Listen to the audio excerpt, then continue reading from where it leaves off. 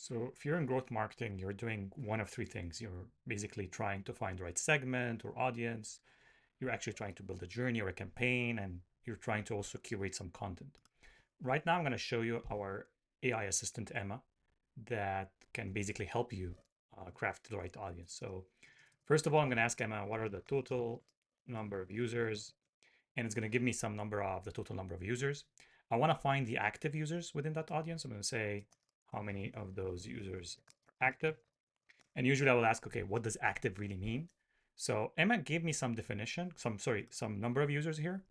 So we're going to say, okay, define, or how do you define activation? Make sure that, okay, that definition kind of flies with us. So this is kind of very vague. So I'm going to say, okay, you know what? I'm going to define activation. Activation is anyone that's signed in the last 30 days. And automatically Emma will adjust the audience. So it's only 11,000 users now.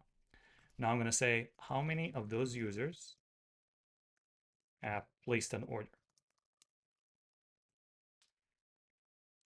And this is giving me now an even smaller number. Just these are the number of users who actually have placed an order. So now I'm going to say, okay, plot a graph